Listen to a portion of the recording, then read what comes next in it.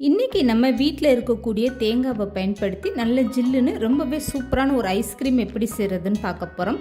இந்த ஐஸ்கிரீம் செய்ய அதிக பொருட்களே தேவையில்லைங்க. வீட்டில் இருக்கக்கூடிய தேங்காய், பால், சர்க்கரை இருந்தால் போதும், ரொம்பவே சூப்பராக செஞ்சிடலாம். ஹலோ ஃப்ரெண்ட்ஸ், வெல்கம் டு சமையல் டிலேட்.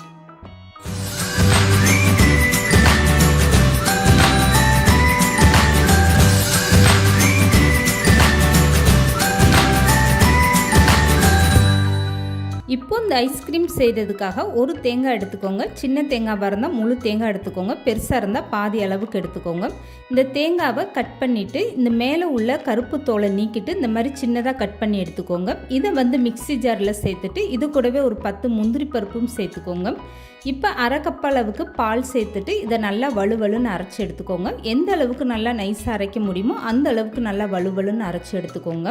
தேங்காய் மிக்சியில் சேர்த்து அரைக்கும் போது நீங்கள் கொஞ்சம் கூட தண்ணி சேர்க்கக்கூடாது. நல்ல திக்கான பாலாக சேர்த்துட்டு இந்த மாதிரி ஒரு பக்குவத்தில் அரைச்சி எடுத்துக்கோங்க. இப்போ அரைச்சி எடுத்த தேங்காவை ஒரு பவுலில் மாற்றி எடுத்து வச்சுக்கோங்க. இப்போ அரைச்சி எடுத்த தேங்காவை அப்படியே ஒரு ஓரமாக எடுத்து வச்சுருங்க. இதுக்கப்புறமா வேறு ஒரு பாத்திரத்தில் 1.5 கப் அளவுக்கு கெட்டியான பால் சேர்த்துக்கோங்க. பாலில் கொஞ்சம் கூட தண்ணி சேர்க்காம நல்ல திக்கான பாலாக சேர்த்துக்கோங்க. ஃபஸ்ட்டு 1 கப் அளவுக்கு நான் கெட்டியான பால் சேர்த்துருக்கேன். இப்போ அரை கப்பு பாலோட 3 ஸ்பூன் அளவுக்கு கார்ன்ஃப்ளவர் சேர்த்து இதை நல்லா கலந்துட்டு இந்த பாலோட சேர்த்துருக்கேன். இப்போ பாலை நல்லா கைவிடாமல் இந்த மாதிரி கலந்து கொடுத்துருங்க.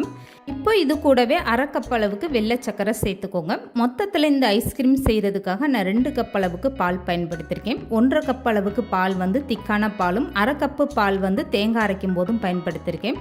2 கப்பு பாலுக்கு அரை கப்பு சர்க்கரை கரெக்டான இனிப்பாக இருக்கும். இப்போ கார்ன்ஃப்ளவர் மாவு சர்க்கரையெல்லாம் சேர்ந்து கலந்து கொடுக்கும்போது உங்களுக்கு பால் இந்த அளவுக்கு நல்லா திக்காக வந்துடும்.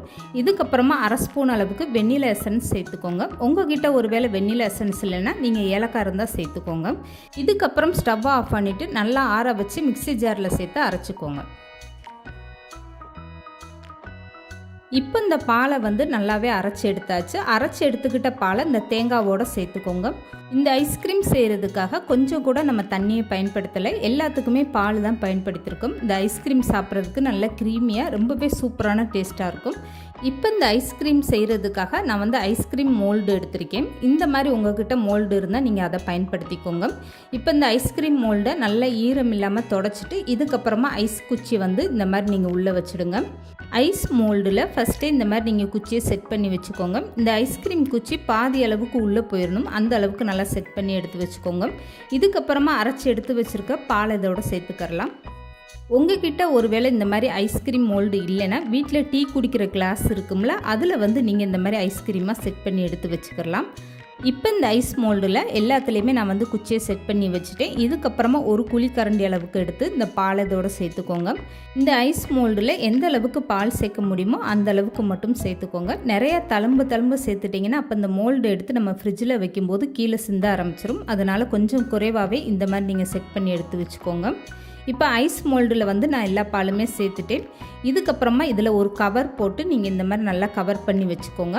இப்படி செட் பண்ணி வச்சிங்கன்னா தான் உங்களுக்கு ஐஸ்கிரீம் சாப்பிடும்போது நல்லா க்ரீமியாக இருக்கும், இல்லைன்னா கல் கணக்காக இருக்கும் நீங்கள் அப்படியே ஓப்பனாக வச்சிங்கன்னா. அதனால் இந்த மாதிரி ஒரு கவர் பண்ணிவிட்டு ஒரு தட்டில் வச்சு இந்த மோல்டு அப்படியே எடுத்து 8 மணி நேரத்தை நீங்கள் ஃப்ரீசரில் வச்சு எடுத்துக்கோங்க. இப்போ மீதம் இருக்க பாலை நான் இந்த மாதிரி சின்ன சின்ன கிண்ணங்களில் சேர்த்துருக்கேன். நீங்கள் வீட்டில் இருக்கக்கூடிய எந்த ஒரு கிளாஸோ இல்லை கப்புலையோ பயன்படுத்தி கூட இந்த மாதிரி ஐஸ்கிரீம் செய்யலாம்.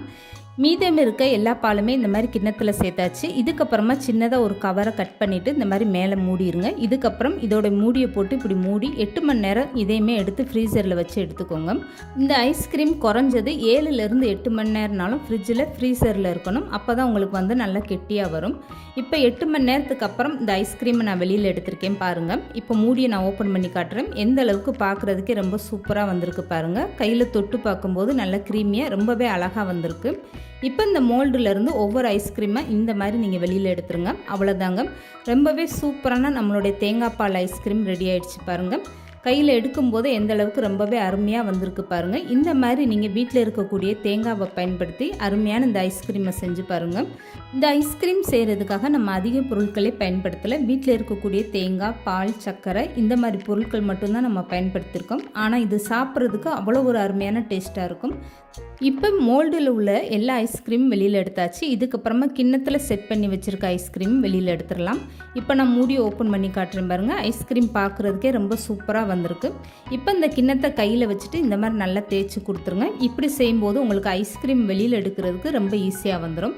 இந்த மாதிரி 2 செகண்ட் தேய்ச்சி விட்டுட்டு இதுக்கப்புறமா ஒரு கத்தி இந்த மாதிரி நடுவில் வச்சுட்டு நீங்கள் ஐஸ்கிரீமை வெளியில் எடுக்கிறதுக்கு ரொம்ப அழகாக வந்துடும்.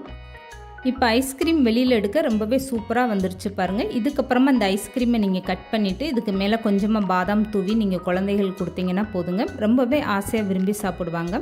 பார்க்குறதுக்கு எவ்வளோ ஒரு சூப்பராக இருக்குது பாருங்கள். கண்டிப்பாக வீட்டில் இருக்கக்கூடிய தேங்காய் பாலை பயன்படுத்தி இந்த மாதிரி ஒரு ஐஸ்கிரீம் நீங்களும் ட்ரை பண்ணி பாருங்கள். அருமையான டேஸ்ட்டாக இருக்கும். இந்த வீடியோ பிடிச்சிருந்தா லைக் பண்ணுங்கள், ஷேர் பண்ணுங்கள். மறக்காமல் சமையல் டிலீட் சேனல் சப்ஸ்கிரைப் பண்ணுங்கள்.